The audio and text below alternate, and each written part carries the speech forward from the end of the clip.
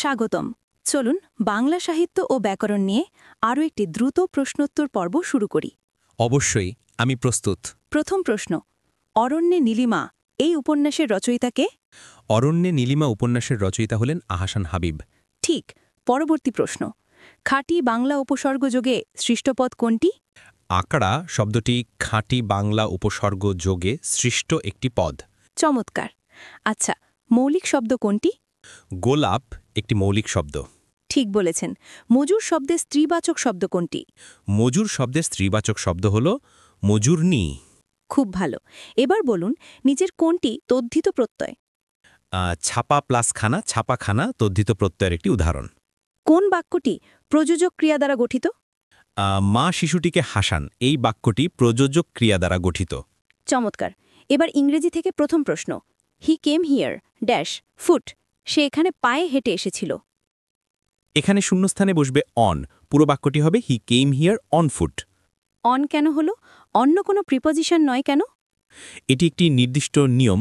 যখন আমরা কোনো যানবাহনে যেমন কার বাস ট্রেনে যাই তখন বাই কার বাই বাস ব্যবহার করি, কিন্তু পায়ে হেঁটে বোঝানোর জন্য সবসময় অন ফুট এই ফ্রেজটি ব্যবহৃত হয়।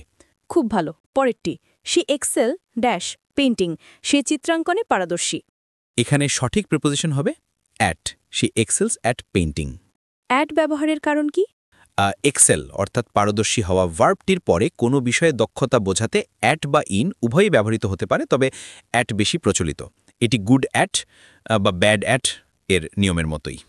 বুঝতে পারলাম। পরবর্তী বাক্য, the teacher was annoyed dash his behaviour, শিক্ষক তার আচরণে বিরক্ত হয়েছিলেন। এখানে বসবে অ্যাট অথবা অ্যাবাউট বা বাইও ব্যবহার করা যায়। The teacher was annoyed at his behaviour. এর ব্যাখ্যাটা কি? অ্যাংরির মতো কোনো নিয়ম? হ্যাঁ, অনেকটাই সেরকম।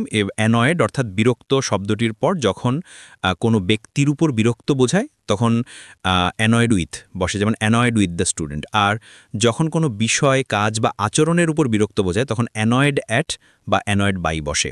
যেহেতু হিজ বিহেভিয়ার অর্থাৎ তার আচরণ একটি বিষয়, তাই এখানে অ্যাট ব্যবহার করা হয়েছে। দারুণ, মনে রাখার মতো বিষয়।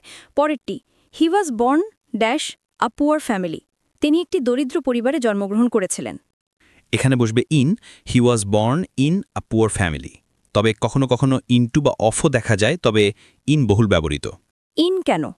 কোনো পরিবারে, কোনো দেশে বা কোনো শহরে জন্মগ্রহণ করা বোঝাতে বর্ন ইন ব্যবহৃত হয়, যেমন born in Dhaka, born in Bangladesh, born in a rich family. খুব পরিষ্কার ব্যাখ্যা। পরের বাক্য, the car is parked dash the building, গাড়িটি ভবনের পাশে পার্ক করা আছে। এখানে হবে beside, the car is parked beside the building. Beside কেন?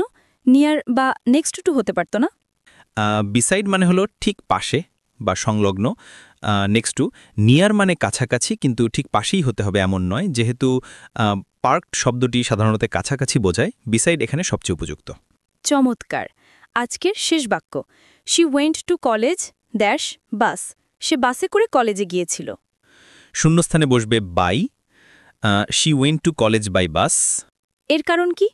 কোনো যানবাহনের মাধ্যমে যাতায়াত করা বোঝাতে, যেমন বাস, কার, ট্রেন, প্লেন, সাধারণত বাই ব্যবহৃত হয়। তবে খেয়াল রাখবেন, পায়ে হেঁটে হলে কিন্তু অন ফুট হয়, যেটা আমরা প্রথম বাক্যেই আলোচনা করেছি। He was born dash a poor family, এই প্রশ্নটির সঠিক উত্তর কমেন্টস করুন। আরও একটা কথা, শুধুমাত্র ইংরেজি নিয়ে ভিডিও কিছুক্ষণের মধ্যে আপলোড করা হবে, দেখার অনুরোধ রইল। ধন্যবাদ।